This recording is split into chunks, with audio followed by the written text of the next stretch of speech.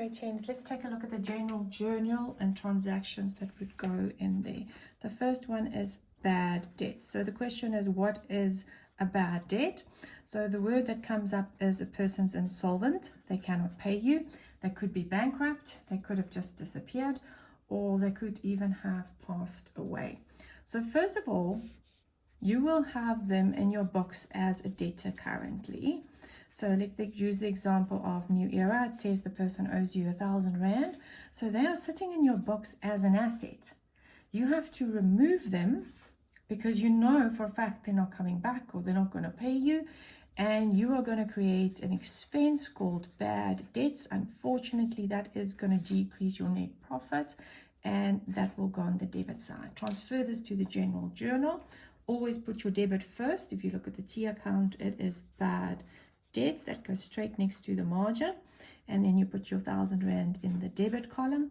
The second one's debtors control. I've got a column for debtors control, so I need to get the name of this person. I'm just going to be creative here and just say I insolvent is the person's name, and DL number 5, 6 or 7. So I need to know that I have to take this to the debtors ledger as well and credit his account. But don't forget to also credit debtors control like you did in the T account, so that that transfers to your general ledger at the end of the month. Write your little narration explaining what you just did. Say, for example, you just written off this debtor. What can also happen here is if you notice them mentioning an estate, that is when they come back to you, probably the bank or insurance company, saying 25 cents or whatever they decide or say how much money is available from this person, like his assets. 25 cents of what he owes you will come back to you. Take your calculator, 0.25 times his debt, 1,000 Rand, gives you 250 Rand. Yay, will go into your CRJ as cash that you will receive as per normal.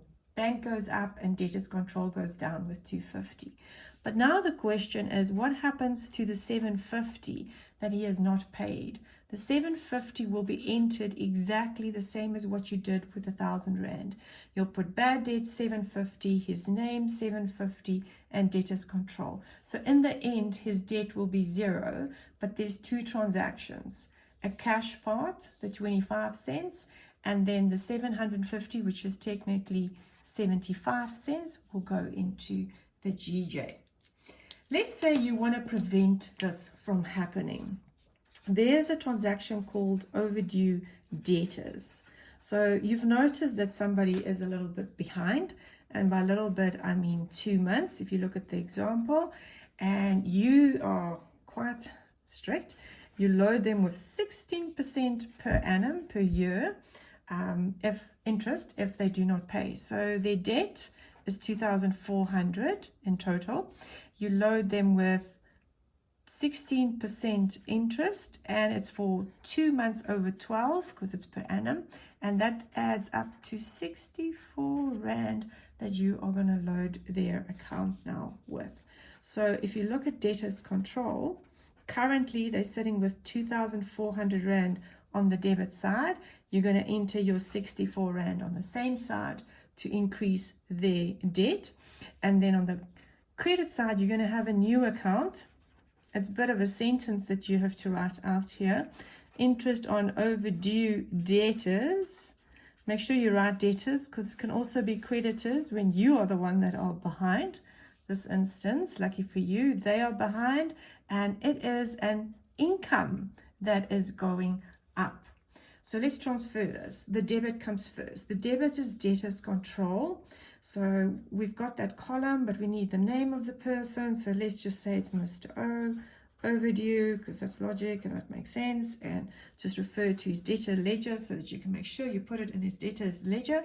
And you're going to put the 64 Rand on the debit side and make sure you transfer it to the general ledger as well, because look what I did. Debtors control was debited. Then the credit will be your little bit of a sentence.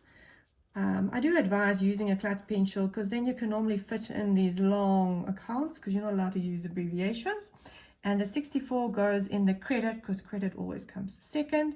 And then obviously nothing on the right because you're not mentioning anybody's name. Then your abbreviation will mention the 16% and possibly the 2 months as well. Draw your little line showing that you are done with that transaction. Then lastly, for today on this specific video, we are looking at bad debts recovered. This is a great scenario. You see, I'm Afrikaans, my pronunciation is not great. Bad debts recovered. That happens. This does not go in the GJ. This is a cash transaction. So basically you are going to look at your bank account because your bank account will go up, and then you're going to create a new account called bad debts recovered. Oh, 3 words. Once again, a bit of a sentence. And you're going to credit it because, again, it's an income that goes up. Please note that you are not mentioning debtors. So let's say this is the same person, Mr. Insolvent. He came back after a few months. You've written him off. He's no longer in your books. And now he wants to pay that 1,000 Rand that he owed you. So you are not going to refer and say, because he's 0 over there, he owes you nothing in the debtors control. You're not going to refer to debtors control. You're not going to refer to the debtors ledger. You're purely going to say my bank account goes up and I've got a nice little bonus of an income. Bad debts recovered. Okay. And that offsets basically your bad debt that you had, and you have 0 impact of that bad debt that was an expense before.